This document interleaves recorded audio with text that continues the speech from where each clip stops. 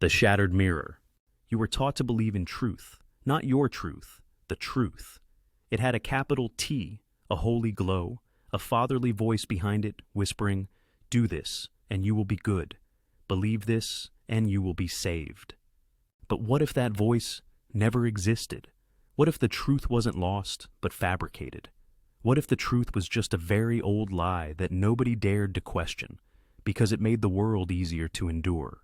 There's a story. A child sits in church, watching stained glass bleed color onto cold floors. He folds his hands the way he was taught, whispers the prayers he was given, and promises to be good. Not because he understands, but because he's afraid. Afraid of sin, afraid of punishment, afraid of being bad. For years he obeys. And when life crashes in, when betrayal knocks, when prayers go unanswered, when his father dies in silence, he doesn't scream. He only asks, "Why didn't it work?" That child grows up. One day he stops folding his hands. He starts raising his fists. And that's when everything begins to crack. Nietzsche didn't come to give you answers. He came with a hammer. He didn't say, "Here's the truth." He said, "Smash the mirror you're looking into and see what remains." Because that mirror, the one that reflected your identity, your morals, your purpose, it was made in a factory of fear. You were never meant to recognize yourself in it, only the version of you that would be easy to control. This video isn't about philosophy. It's about destruction, controlled demolition. We're going to break the 5 biggest illusions you've ever held: the myth of a true world, the sanctity of reason, the trap of morality, the courtroom of free will, and, most dangerous of all, your need to believe. Each one is a piece of the mirror, and by the end, you'll be holding the shards in your hand, staring at a reflection no longer warped by gods, systems, or guilt. But be warned, when the mirror breaks, there's nothing left to hide behind, and that's where your freedom begins.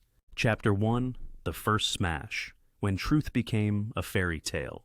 There is no real world, only the story we told ourselves, too many times, too beautifully, too desperately, until we believed it. Plato called it the realm of perfect forms. Christianity named it heaven. Kant called it noumenon.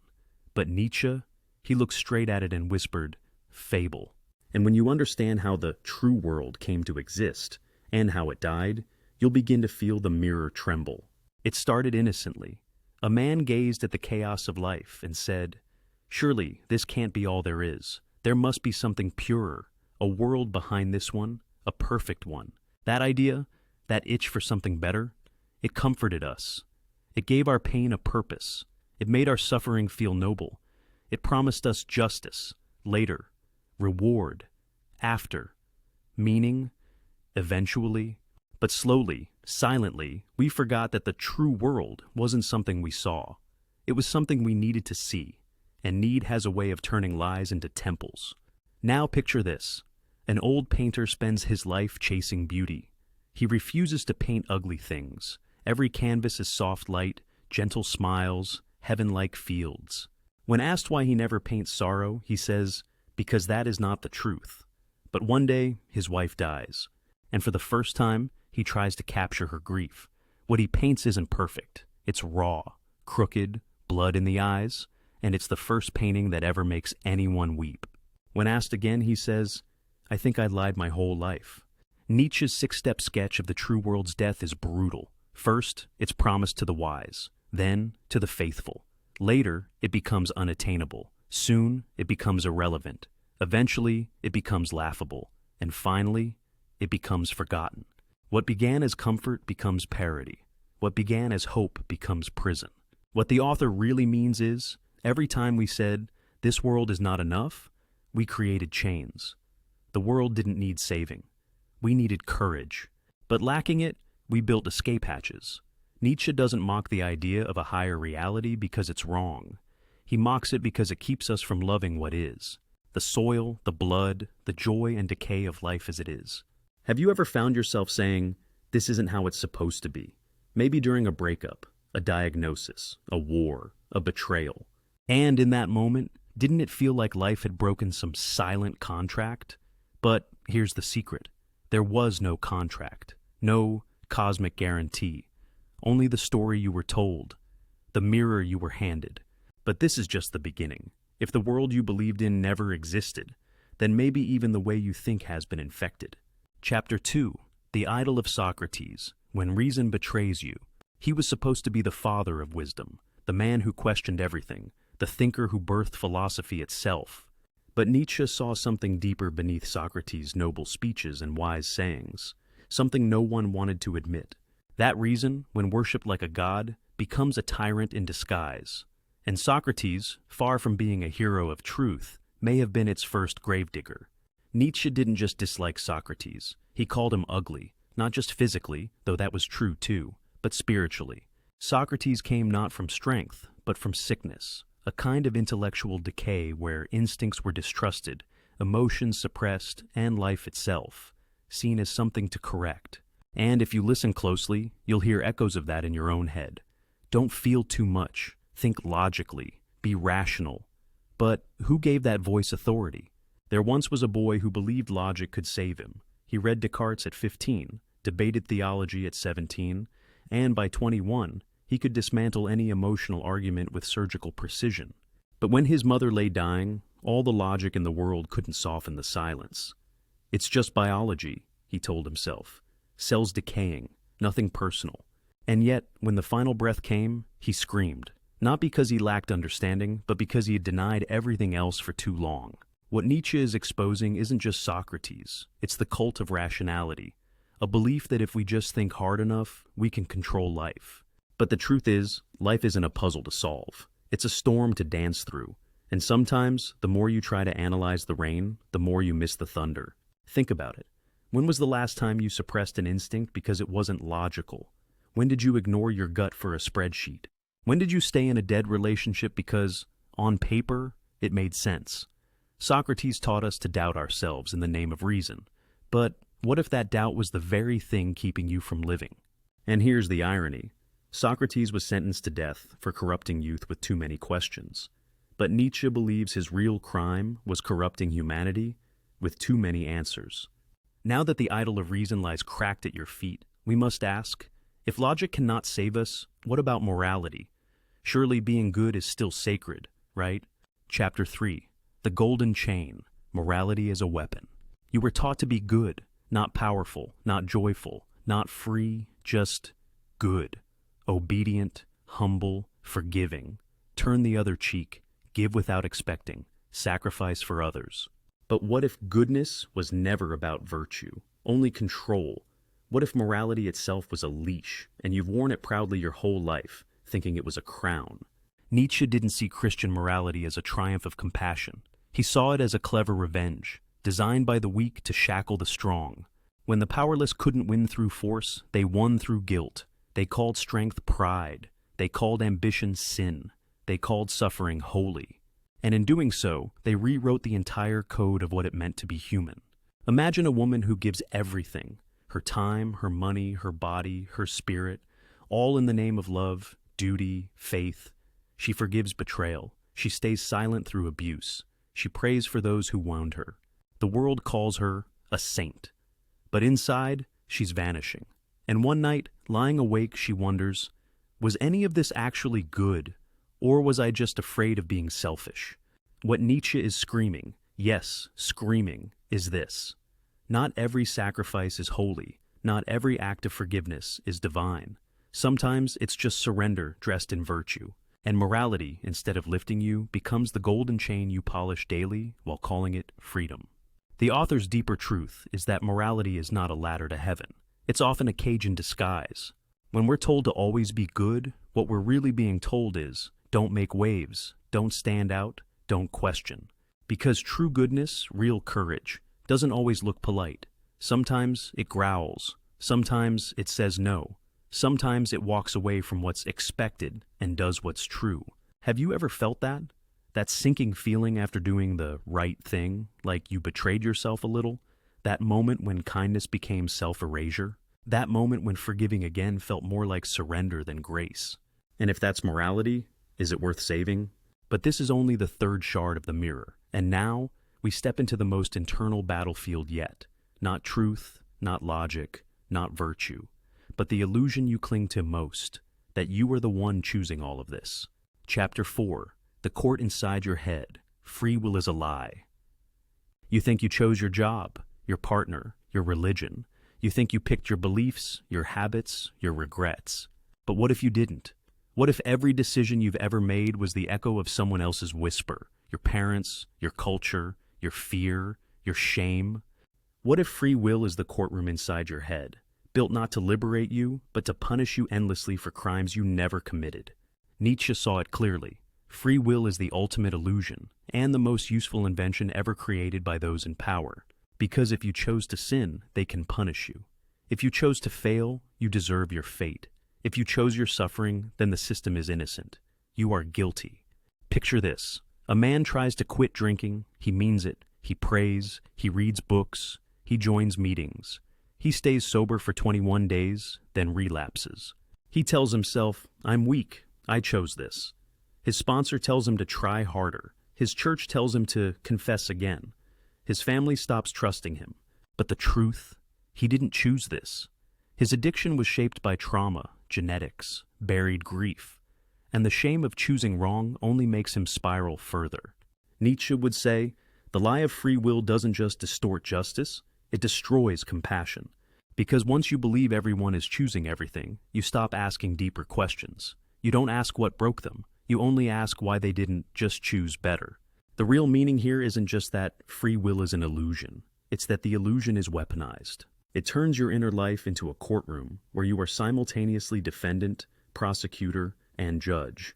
Every thought is cross-examined. Every desire becomes evidence. Every mistake is a sentence. Have you ever punished yourself for something long after it happened? Replayed the moment again and again, telling yourself you should have known better? Do you whisper things to yourself that you'd never say to a friend? That's not free will. That's internalized control. That's the mirror reflecting a prison you were born into, not a choice you ever truly made. So, if you didn't choose the world you live in, if you didn't choose how you think, if you didn't even choose the voice that narrates your guilt, what can you choose? That question terrifies most, which is why so many cling to the last idol with all their strength, belief itself. Because even if everything is a lie, surely there must be something to hold on to. Chapter 5, The Final Idol. Why you still want to believe. Even after the gods fall silent, after morality rusts, after reason collapses, and free will evaporates into smoke, something inside you still whispers, there must be something real. You can't let go. You won't. Because belief isn't just comfort, it's identity. To stop believing isn't to become free, it's to become no one. Nietzsche knew this. That's why his final blow wasn't aimed at any particular doctrine, but at the very impulse to believe. He saw it in everyone, from priests to atheists. Different masks, same hunger. One believes in God, one believes in science, one believes in progress. But beneath each mask is the same child, crying in the dark. Please, tell me something is true. There was once a man who renounced his faith. He left his church, burned his holy books, and declared himself free. But weeks later, he joined a new movement, different vocabulary, same rituals. He quoted new authorities. He shamed non-believers. He evangelized, debated, sacrificed. One night, alone, he realized, I haven't escaped anything. I just changed the name of the idol. This is Nietzsche's most painful insight. We are addicted to meaning, and when meaning collapses, we panic, not because we lost something sacred, but because now the responsibility is ours. We must become the creators. No divine blueprint, no cosmic guide, no instruction manual, just raw existence and the terrifying, beautiful task of sculpting life ourselves. What the author truly wants you to see is this. Once all idols fall, once the mirror shatters completely, what remains is you. Not the you shaped by sermons, textbooks, or algorithms, but the you that's been buried beneath every borrowed belief. The creature that dances not to follow rules, but to create rhythm, the artist of chaos. And that's where the danger lies, because without belief, there's no excuse left, no one to blame, no God to disappoint, no morality to hide behind, just the blank page. Have you ever stared into the night sky and felt that dizzying freedom? That awe not of what is, but what isn't. That's the edge Nietzsche walks. And he invites you to join him, not in despair, but in fierce creation. So now standing in the ruins of the idols, the question isn't what do you believe? It's what will you build? Because this isn't the end of the story. It's the beginning of yours. Chapter 6. The Beautiful Lie. Art is a better illusion than religion. There is a strange thing about lies. Some make us suffer, and others set us free. Religion demanded truth and punished the unfaithful. Science demanded proof and mocked the uncertain. But art looked you in the eye and said, I'm lying, and that's why you'll love me. Nietzsche didn't condemn illusion. He only condemned the ones that pretended not to be. And in this chapter of The Broken Mirror, he reveals why art is the most honest lie you'll ever believe in. Art never promised heaven. It never said, obey me and you shall be saved. It never asked for kneeling. Instead, it gave you colors that never existed in nature, stories that never happened, music that came from no world but your own longing. And yet, it healed you. It moved you. It told you, without shame, this isn't real, but it's yours. While religion dressed its fables as facts and demanded your soul, art wrapped its fictions in firelight and invited you to dream. There was once a boy who lost his mother and couldn't speak for weeks. No one could reach him, not pastors, not doctors. But then one day, his father brought home an old violin. The boy didn't know how to play, but he ran the bow across the strings, again and again, until something broke. He didn't need to believe in heaven. He just needed a sound to carry his sorrow somewhere the silence couldn't crush it. Nietzsche's radical claim is this: art tells you the truth by refusing to be truth. It does not bind. It does not demand. It enchants. It seduces. And through its lies, it gives you something that truth-tellers never could: freedom to feel, without guilt, what is deeply, violently, undeniably human. So the question isn't, is it real? The question is, does it awaken something real inside you? Have you ever cried over a fictional character? Felt your skin crawl from a painting? Seen your own pain mirrored in lyrics you didn't write? That is the power of a lie that knows it's a lie, and never dares to trap you inside it. Religion said, you must live like this. Art said, here's what living feels like. Religion said, there is one truth. Art said, what if there are 1,000 truths, and each of them is a door? One punishes, the other invites. One indoctrinates, the other liberates. And Nietzsche bows to the one that sets you free. But if art is the honest lie, then why is culture, our shared expression, so often filled with sickness, repetition, and decay? Why does the museum of society still revere rotten ideals? That's the next shard we'll examine. Chapter 7. The Decay of Culture, How Modernity Inherited Sickness. Walk through a modern museum, scroll through a trending feed, sit in a university lecture hall, and you'll see it. Not beauty, not vitality, but repetition, decay, nostalgia disguised as innovation, empty concepts wrapped in borrowed aesthetics. Nietzsche saw it long before the algorithms. Our culture has become a mausoleum, and we're still lighting candles for the dead inside it. To Nietzsche, culture was once a living force, a surge of instincts, power, and chaos that dared to make something new. Think of the pre-Socratic Greeks, dancers, warriors, poets who didn't separate body from soul, art from life. But over time, the wildness was caged. The pulse of culture became a polite rhythm, first by morality, then by religion, and finally by academia. Now, instead of living art, we have categories. Instead of creation, we have critique. He tells us, modernity didn't invent culture. It inherited a corpse and called it progress. There was once a filmmaker who wanted to change the world. She poured fire into her early work, raw, uncomfortable, untamed. Critics hated it. Audiences squirmed. But over time, she softened the edges, cut the wildness, followed formulas. Her movies began to win awards, but something inside her died. One night, drunk on champagne, she whispered to her reflection, I used to make films. Now I make products. Nietzsche warns us of this slow rotting, not a sudden collapse, but a cultural anemia, a society so obsessed with safety, correctness, and legacy that it forgets how to bleed. We honor the past, but we don't risk becoming the future. We quote the ancients, but don't dare become ancient to someone else. We curate history, but don't create it. What the author means isn't just that culture is weak, it's that our reverence has replaced our instinct. Instead of building the next temple, we take selfies in the ruins of old ones. Instead of writing new myths, we reboot the ones that already sold. Have you felt it? That quiet hollowness after watching a critically acclaimed film that says nothing new? That feeling of reading a bestseller and wondering why it all feels so familiar. So, safe? That is not your fault. That is the sound of culture dying slowly, applauded all the way to the grave. And yet, even this sickness carries a hidden opportunity. Because if we are surrounded by decay, perhaps we are the ones meant to spark a rebirth. But that cannot happen if we keep following the herd. Next, we smash another mirror fragment, the instinct-killing morality of the crowd, the herd that fears the wildness within you more than any devil outside you. Chapter 8. The Herd Instinct. Why Society Fears Your Instincts. There is a reason wolves were turned into fairy tale villains, and sheep were made sacred. A reason you were taught to question your hunger, your intuition, your raw yes and no, but never the rules handed to you. Society doesn't fear evil, it fears unpredictability, and nothing is more dangerous than a human who trusts their own instincts. Nietzsche knew this. That's why he didn't just attack religion or morality, he attacked the herd, the soft, smiling collective that seduces you into silence. The herd says, be like us. Not because it's right, but because it's safe. Consensus becomes God, comfort becomes virtue. And instinct, that wild ancient voice in your gut, it's labeled dangerous, sinful, problematic. You were trained to flinch at your own power, to interpret your deepest urges as shameful anomalies to be corrected. Imagine a boy in school who doesn't fit in. He's not mean, not broken, just different.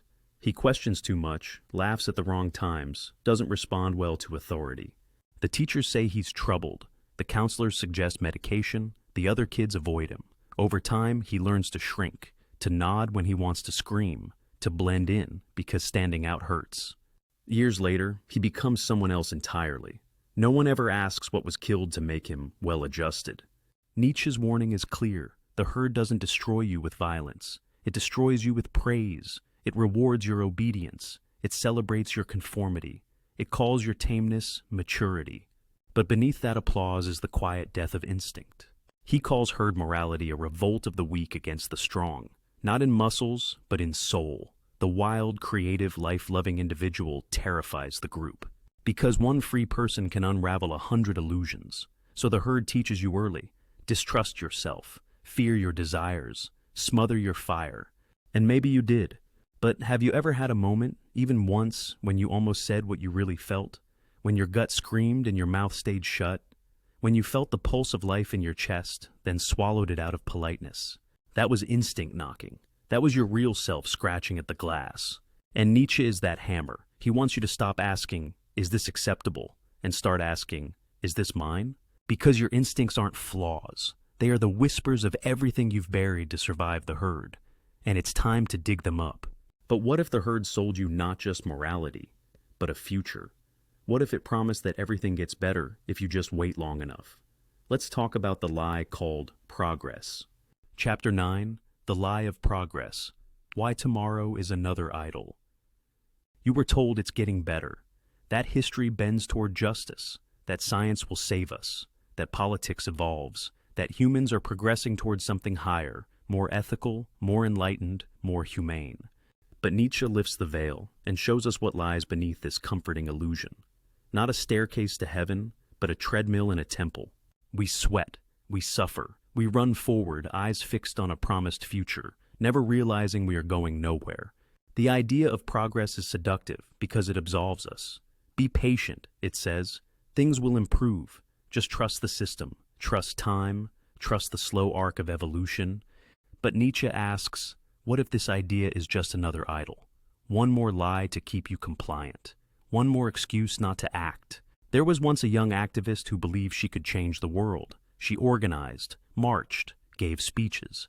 But years passed and nothing changed. The same corrupt leaders, the same hollow promises. People patted her on the back and said, change is slow, just keep going. But one night, she snapped. Slow, she screamed, or deliberately delayed by those who profit from our waiting. The room fell silent, and for the first time, she stopped begging for progress and started demanding rupture. Nietzsche would call that rupture necessary, because the belief in progress has become a tranquilizer. It turns rage into patience, revolution into reform, urgency into delay. It keeps us chasing a horizon that was never meant to be reached, just admired from afar. He's not saying humanity can't grow. He's saying it rarely wants to. We repeat, we relapse, we dress up old superstitions in new technology. We call AI innovation, but feed it our biases. We praise tolerance, but build digital mobs. We worship science, but only when it flatters our ideologies. And underneath it all, Nietzsche hears the same lullaby. Don't worry, it's all getting better. But what if it's not? What if the only thing that changes is the mask? Have you ever waited for someone to change, only to realize you were the one wasting years? Have you ever stayed in a broken system, thinking it would fix itself, only to wake up burned out and bitter? That's the lie of progress. That's the idol we kneel before, because it lets us hope without acting. But the antidote isn't despair, it's fire. Because if progress is a myth, then maybe it's time to stop waiting and start becoming. But becoming what? That depends on who you really are, and if you're brave enough to ask what your beliefs are really made of. Next, we peel back the most hidden layer of all, why every philosopher, every great mind, is really just a wounded soul in disguise. Chapter 10. The Philosopher's Mask. All philosophy is autobiography. You think philosophers write about the world, that they sit in quiet rooms, crafting objective truths, thinking from the clouds. But Nietzsche smashes that pedestal. He tells us, every philosophy is a confession, a camouflage, a cry. The thinker is not a detached observer, but a wounded animal trying to organize his pain into meaning. Behind every theory is a secret. Plato feared the senses, Kant feared chaos, Descartes feared uncertainty. Every abstract system is built on very personal fear. And Nietzsche, he didn't hide it. He bled through every line. He told you, this is not a doctrine. It is my wound speaking, my fever dancing, my rebellion howling. And that's why he burns brighter than those who pretend to be neutral. There once was a psychology professor who taught Freud, Jung, Lacan. He spoke of archetypes, projections, the unconscious. But one evening, drunk and disarmed, he admitted, I got into this because I couldn't understand why my mother never loved me. That night, his students saw the truth. His theories weren't just knowledge, they were bandages. Nietzsche's wisdom here isn't cruel, it's clarifying. He's not mocking philosophy, he's freeing it. Because when you stop pretending to be objective, you become honest. And in honesty, there's a raw kind of power. A philosopher who knows he's bleeding onto the page is far more dangerous and far more useful than one who claims to be pure. So, what does this mean for you? Have you ever realized that your worldview, your values, your politics, your spirituality were shaped not by logic, but by heartbreak, by abandonment, by betrayal? Maybe your obsession with justice comes from being treated unfairly. Maybe your hatred of chaos comes from a childhood without safety. Maybe what you call truth is just how you survived. Nietzsche isn't asking you to throw it away. He's asking you to own it, because once you admit your beliefs were born in blood, you no longer need to worship them. You can start transforming them. The shattered mirror reflects not just false idols, it reflects the face behind the ideas. And if that face dares to see itself clearly, something new becomes possible. But to create something new, you must trust something you've been taught to fear, your body, your instincts, your wild pulse. And that's where we go next, into the heartbeat beneath the broken glass. Chapter 11. The Rebellion of the Body. Trusting your instincts again. All your life, you were taught to rise above the body, to discipline it, silence it, distrust it. You were told the flesh is weak, the soul is higher, and true wisdom lives in the mind. But Nietzsche whispers a different gospel, one that crawls through the veins, surges through muscle, beats behind the rib cage. He says, your body knows what your lies have forgotten. And if you want to be free, you must stop thinking and start listening to the pulse, the hunger, the instinct you've buried. The war between mind and body is a false war, a fabricated hierarchy designed to tame you. Religion said, mortify the flesh. Rationalism said, ignore the flesh. Both were afraid of what the body reveals, truth without language, knowledge without permission. The body doesn't debate, it doesn't explain, it moves, and that's what makes it dangerous. There once was a woman who lived entirely in her head. She meditated, read philosophy, recited affirmations. She was disciplined, composed, intellectually sharp. But at night, her body trembled with panic. Her chest tightened without reason. Her dreams were primal, erotic, violent. She called them distractions. But after years of therapy, she discovered the truth. Her body was grieving what her mind refused to feel. Nietzsche would call that woman modern humanity. We pretend we are thinking creatures who sometimes feel, but in truth, we are feeling creatures who sometimes think. The mind came later, the body is ancient, and yet we silence it because it remembers too much. It knows when we're lying, it knows when we've settled, it knows when we say yes while our spine screams no. The wisdom bomb here is simple but radical. Instinct is not chaos, it is pre-verbal intelligence. When you flinch before someone touches you, when you hesitate before signing the contract, when you feel hollow in the middle of applause, that is not irrationality. That is your nervous system whispering, "This is not right." You were taught to override it. Nietzsche demands you return to it. Have you ever apologized for something you deeply wanted? Have you ever tensed your jaw in a meeting because your gut knew something was off, but you stayed quiet? That's the body's rebellion. That's life knocking from inside the cage. And when the body breaks free, something extraordinary happens. You stop floating above life and finally drop into it. You start tasting, touching, growling, laughing from your belly instead of your brain. You begin to live, not as an idea, but as a force. But forces don't follow rules. They don't stay inside lines. And that's why the next mirror must be shattered, the mirror of systems, formulas, dogmas. Because once you return to the body, the next move is not submission. It's dance. Chapter 12. The Dance with Chaos. Why Systems Must Be Broken. There comes a moment, after the mirror shatters, after the idols fall, when you're tempted to build a new system. A better one, a cleaner one, something with rules, formulas, guarantees. But Nietzsche warns, that's the trap. The same sickness in a new disguise. Because once you've tasted freedom, the only honest next step isn't construction. It's movement, not doctrine, but dance. Systems offer certainty. They tell you, here is the path, follow it. But chaos whispers, there is no path, only rhythm, only risk. Systems are comforting because they freeze reality into something manageable. But reality was never meant to be frozen. It was meant to be felt, flooded, broken open, and danced through. Imagine a man who spent decades following systems, time-blocked mornings, 5-year plans, self-help books stacked to the ceiling. He got the promotion, the house, the image.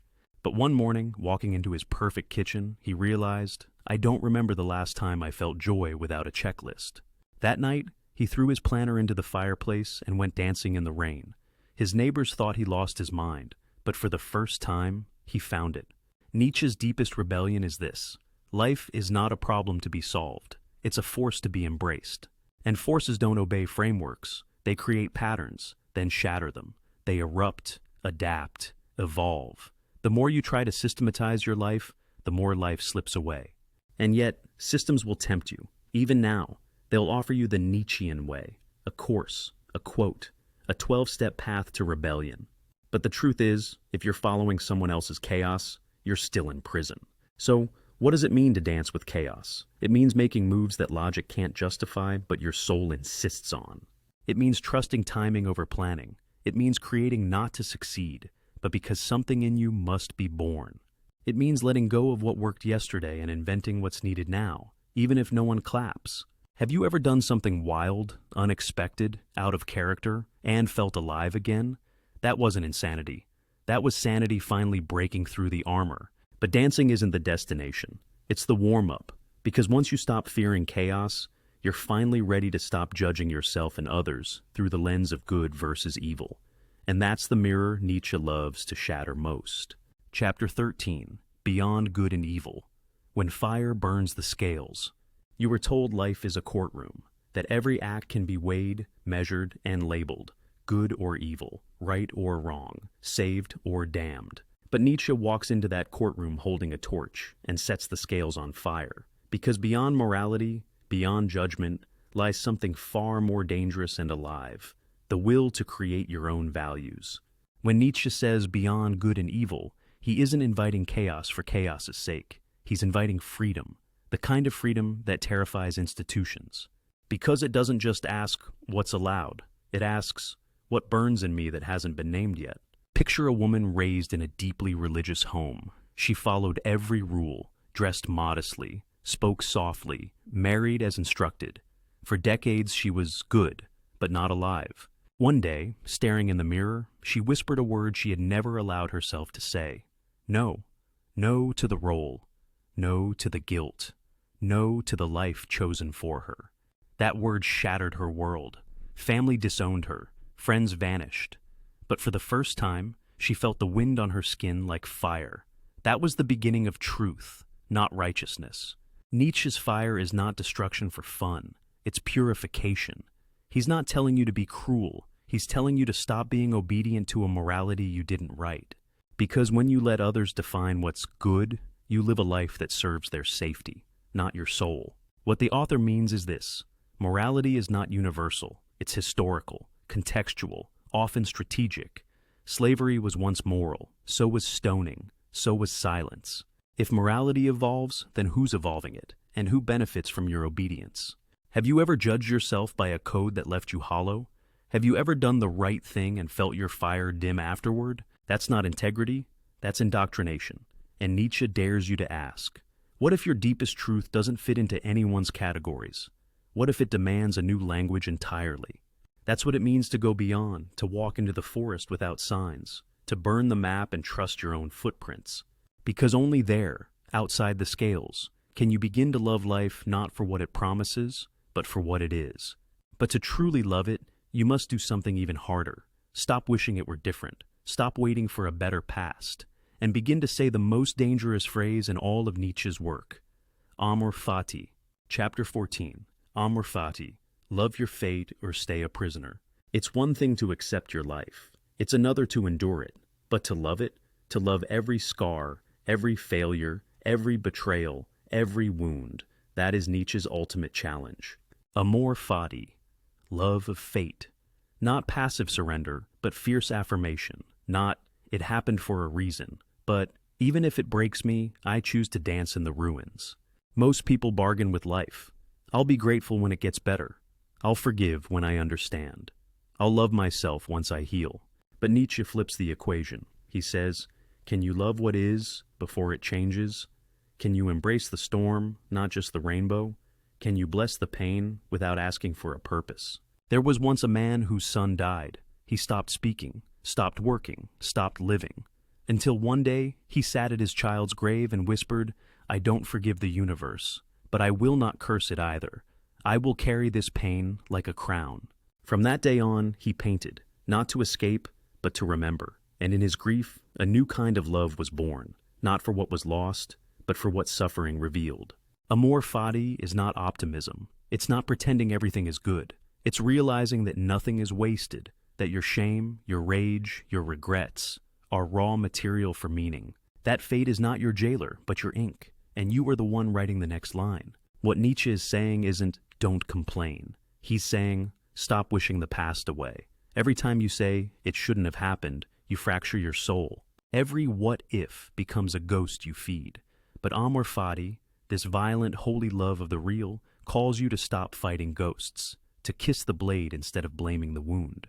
Have you ever had a moment when, looking back, you wouldn't undo the pain because it forged something sacred in you? That's not nostalgia. That's Amor Fati peeking through. That's the mirror no longer reflecting an ideal life, but a consecrated mess. And only from that mess can something new be born, not in perfection, but in creation. Because if you've come this far, if the mirror is shattered, if the ghosts are wept for, if the fire still burns, then what remains is not healing. It's building. Chapter 15, the creator of values, becoming the one who builds. Everything that was sacred has burned. The gods are dust. The systems are hollow. The mirror lies in pieces at your feet. And now, Nietzsche leans in, not with answers, but with a demand. Become the one who creates, not the one who obeys, not the one who heals, the one who hammers, sculpts, invents. Because after you destroy your idols, you must dare to become a god to yourself. This is the hardest task. It's easier to rebel than to rebuild, easier to critique than to create. But Nietzsche says, if you don't create your own values, someone else will hand theirs to you, and you'll end up worshiping them all over again. There was once a man who left everything behind: religion, career, family expectations. He walked into the wilderness, literally, and lived in a cabin for 2 years. No internet, no sermons, no systems, just silence. He didn't find enlightenment, he found confusion, emptiness. But from that emptiness, he began to write. Not for an audience, not for approval, but for clarity. And slowly, he built a new set of principles, not borrowed, not inherited, but born. That man returned, not with a doctrine, but with a presence that could not be bent. Nietzsche's Übermensch is not a superhero. It's a symbol, a human who refuses to be a copy, a creator of values in a world addicted to imitation, someone who doesn't need permission to live meaningfully, someone who does not ask, is this allowed, but does this ignite my spirit? What the author means here is not that you must isolate yourself or reject the world, it's that you must shape it. Take the ashes of what burned and draw your own sacred lines, not as a reaction, but as a declaration. You don't follow truth, you craft it with your own blood. Have you ever caught yourself quoting someone else instead of speaking your own soul? Have you ever chosen a path because it was familiar, not because it was yours? That's the echo of the old mirror calling you back. But now you know better. The creator of values doesn't wait for the world to change. They become the change. They wake up and say, what must I become today to stay true to the fire inside me? And then they act, not with certainty, but with courage. You've broken the mirror, you've grieved its lies, you've danced with chaos, you've kissed your fate, and now there is only one task left, to build a new reflection with your own hands. And when you do, it will not be made of glass, but of flame. Call to action. The mirror is now yours. You made it, through the fire, through the ruins, through the silence that followed the crash of every idol. What once felt like identity is now ash. What once passed for truth now lies shattered. And standing here, barefoot among the broken pieces, you see something terrifying and holy. There's no one left to follow, only you. You've walked through 15 fragments of the mirror, the myth of the true world, the seduction of reason, the chains of morality, the courtroom of free will, the addiction to belief, the honest lie of art, the rot of modern culture, the death of instinct in the herd, the illusion of progress, the philosopher's hidden wounds, the rebellion of your body, the dance with chaos, the fire beyond morality, the fierce embrace of Amor, Fati, and finally, the rise of the creator of values. And now, this is not a conclusion, it's a commission. The mirror is gone, good, because mirrors reflect what already is. You are becoming what has never existed before. You're not here to repeat ideas, you're here to shape new ones. You're not here to worship, you're here to sculpt. You're not here to escape suffering, you're here to consecrate it. So here's what I want from you. In the comments, tell me, which idol did you shatter first? Was it morality, God, progress, the self? Write it down, name it, claim it, bury it. And if this video lit something in your bones, don't let it flicker out. Subscribe, share it. Send it to the one person you know still living behind the mirror. Because the more of us who step into the fire, the fewer will die inside glass houses. And remember this, you were never here to find yourself. You were here to forge